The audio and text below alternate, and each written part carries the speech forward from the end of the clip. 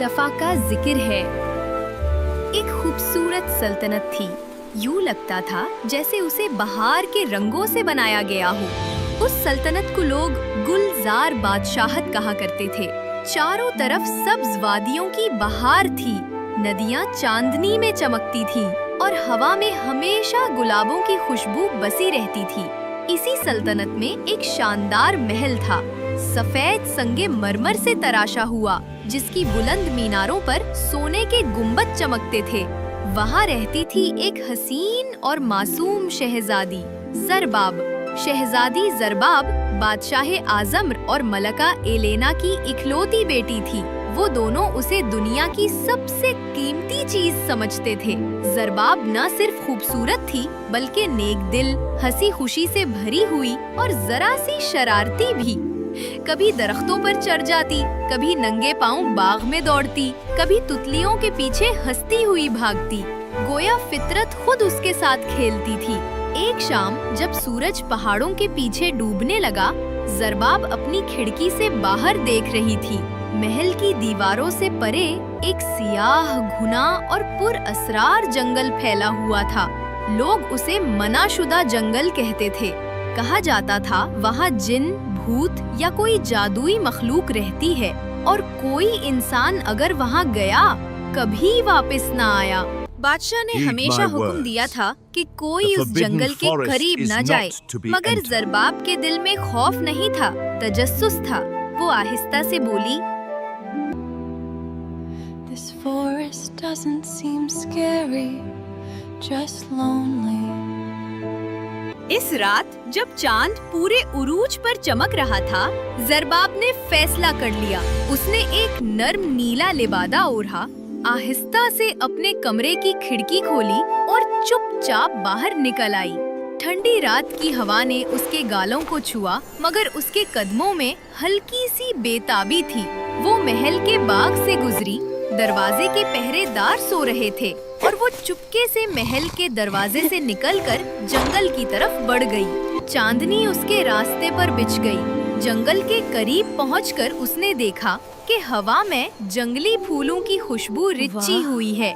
दरख्तों की ठंडी सांसें जैसे उसका नाम ले रही हों। कहानियों जैसा हसीन है। ये तो कहानियों जैसा हसीन है।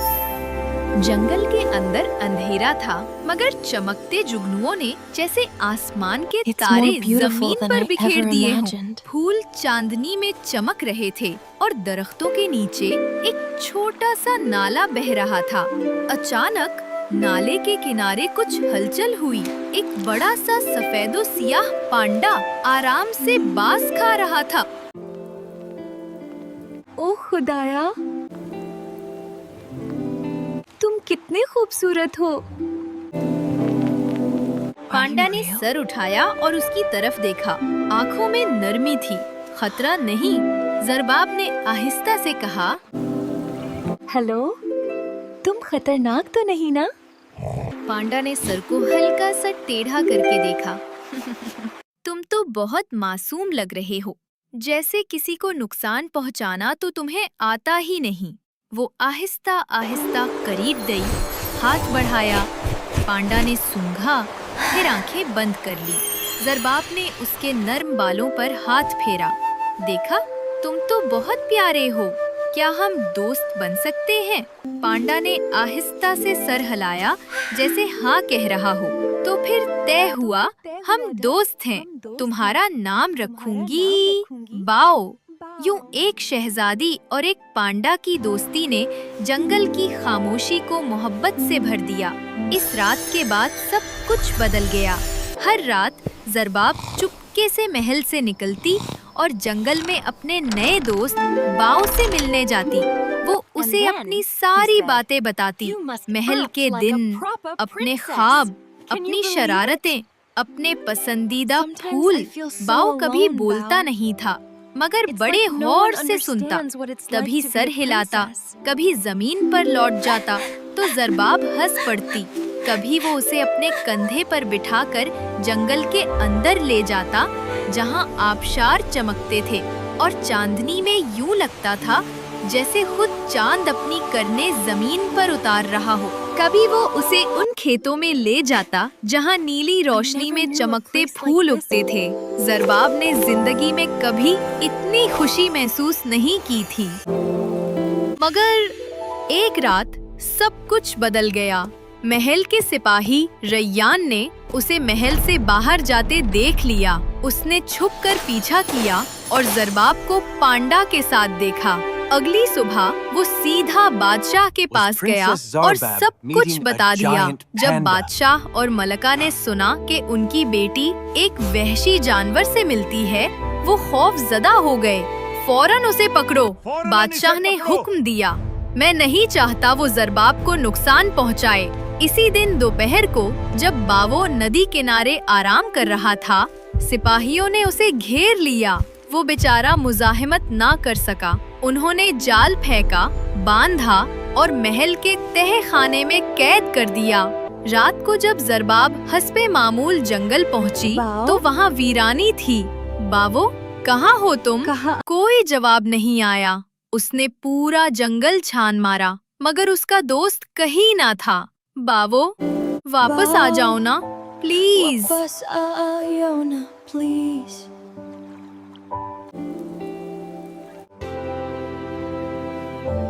मगर जंगल खामोश था। वो रोती हुई महल लौटी। सुबह जब मालूम हुआ कि बाव को कैद कर लिया गया है, वो तड़प उठी। बाबा, आपने ऐसा क्यों किया? वो मेरा दोस्त है, वो किसी को नुकसान नहीं पहुंचाता। बादशाह ने नरम लहजे में कहा, मैंने तुम्हारी हिफाजत के लिए किया बेटी। वो एक जानवर है। जरबाब ने आंसू पूछते हुए कहा, वो बहुत अच्छा है। वो मेरा सच्चा दोस्त है। अब जरबाब खामोश रहने लगी। न हंसती, न बाग में जाती, न गाती। वो सिर्फ खिड़की से बाहर देखती, जहाँ से जंगल नजर आता था। हर रात वो आहिस्ता से कहती, बाव,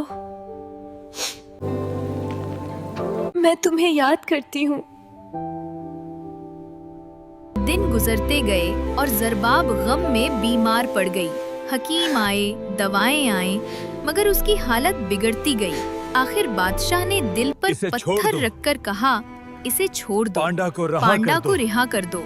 अगली सुबह जब बाव को आंगन में लाया गया, जरबाब कमजोर मगर खुशी से भरी दौड़ती हुई आई। वो रो पड़ी। तुम कहाँ चले गए थे?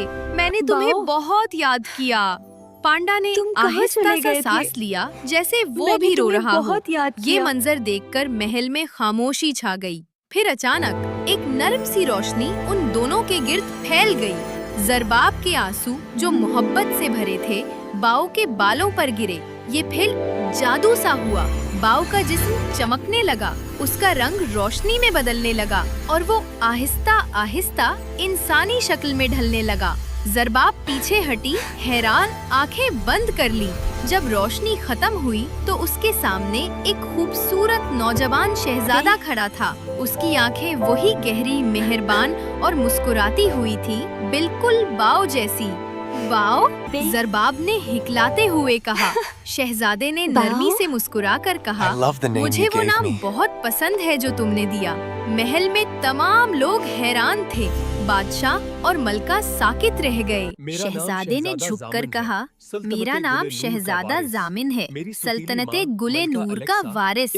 मेरी सौतेली माँ मलका एलेक्सा एक जादूगरनी थी। हसद में उसने मुझ पर जादू कर दिया कि मैं कभी तख्त हासिल न कर सकूं। ये जादू सिर्फ सच्चे प्यार के आंसू से टूट सकता था और तुम्हारे आंसुओं ने मुझे आजाद कर दिया जरबाब। जरबाब की आंखों से आंसू बह निकले।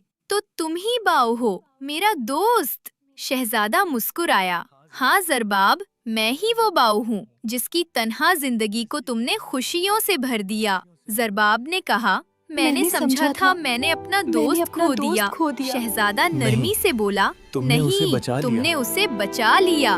बादशाह और मलका आगे बढ़े, खुशी से रोशन चेहरों के साथ।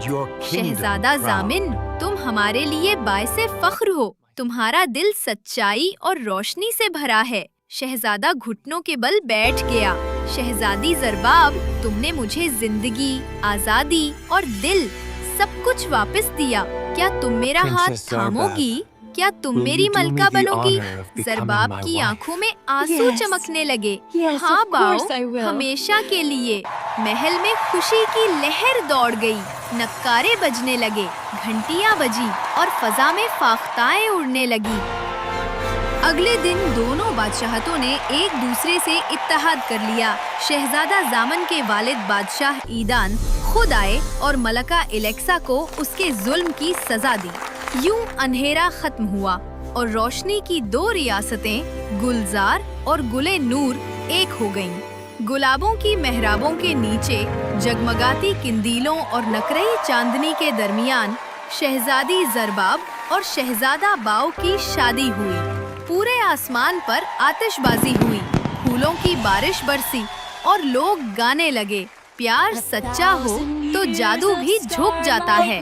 शहजादा बाओ ने जरबाब का हाथ थामकर नरमी से कहा, तुमने मुझे बाओ कहा था दोरा, दोस्ती के नाम। अब वही नाम मेरी जिंदगी का सबसे खूबसूरत लफ्ज बन गया है। जरबाब मुस्कुराई। उसकी आंखों में आंसुओं की चमक थी। तुम मेरे बाओ हो, मेरे दोस्त और अब हाँ, मेरे दिल के शहजादे। फिर आसमान पर आतिशबाजी हुई, किला जगमगा उठा, फूलों की बारिश हुई और हवा में गुलाबों की खुशबू फैल गई। जंगल जो कभी खौफ की अलामत था, अब मोहब्बत की वादी बन गया। यूं सल्तनते गुलजार और गुले नूर एक दायमी रोशनी बनकर हमेशा के लिए जुड़ गईं।